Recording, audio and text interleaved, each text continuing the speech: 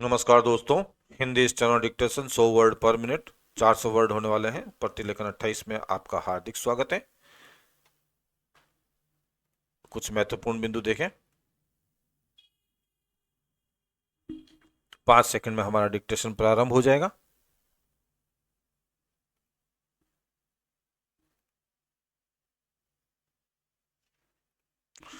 Start. उपाध्यक्ष महोदय, रूस में भारत के जो मानचित्र प्रकाशित हुए हैं उनमें भारत के कुछ हिस्से को सही तरीके से नहीं दिखाया गया है। इसको सरकार भी मानती है और इस विषय पर कोई मतभेद नहीं है।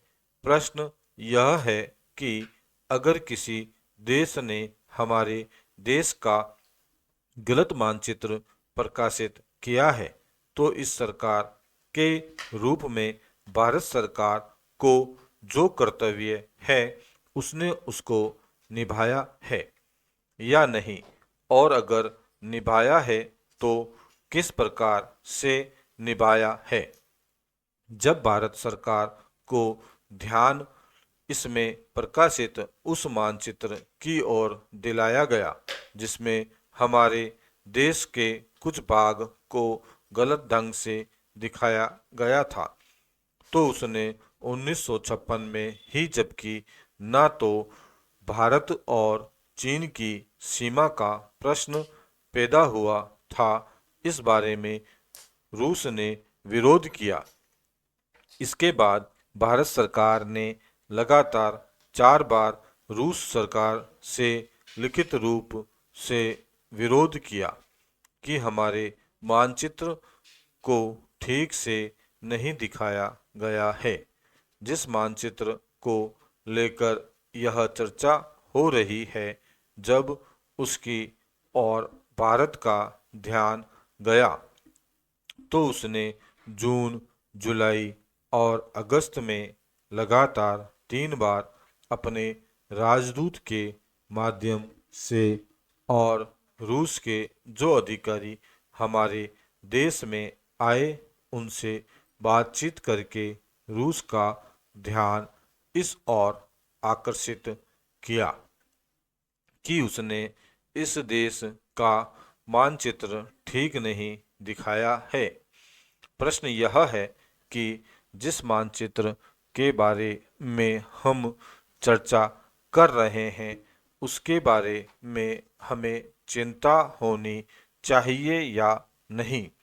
मैं समझता हूँ कि अगर दुनिया का कोई भी देश हमारा मानचित्र सही ढंग से नहीं दिखाता है तो स्वाभाविक रूप से देश को उसके बारे में चिंता करनी चाहिए।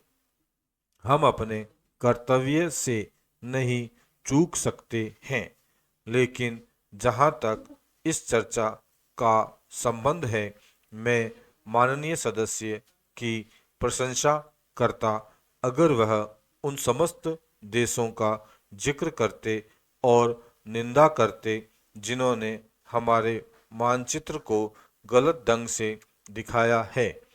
उदाहरण के लिए पाकिस्तान को शिकायत है उसके मानचित्र को केवल रूस, इराक और मिस्र ने ही नहीं बल्कि अमेरिका ने भी गलत दिखाया है।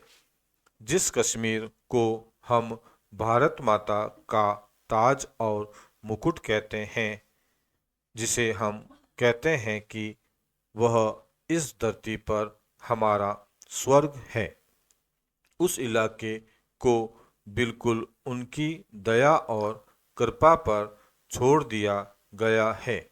यह बात उत्साहवर्धक नहीं है। स्टॉप। दोस्तों, इस प्रकार हमारा प्रतिलेखन 28 यहीं समाप्त होता है। कुछ महत्वपूर्ण बिंदुओं पर चर्चा करते हैं। प्रतिलेखन नंबर नोट कर लिया है आपने। वीडियो को ध्यानपूर्वक सुनकर डिक्टेशन लिख लिया होगा। अब डिक्टेशन की जांच की बारी आती है, तो हमारे टाइपिंग टूल, जिसका डिस्क्रिप्शन में लिंक दे रखा है, www.gk-hindi.org/steno पर जाकर आप टाइपिंग के माध्यम से डिक्टेशन की जांच कर सकते हैं। पीडीएफ के लिए टेलीग्राम को फॉलो करें और यदि वीडियो पसंद आई हो तो लाइक ज़रूर करें और अपने दोस्तों के साथ शेयर करें। ऐसे ही वीडियो प्राप्त करने के लिए चैनल को सब्सक्राइब करना ना भूलें। धन्यवाद दोस्तों।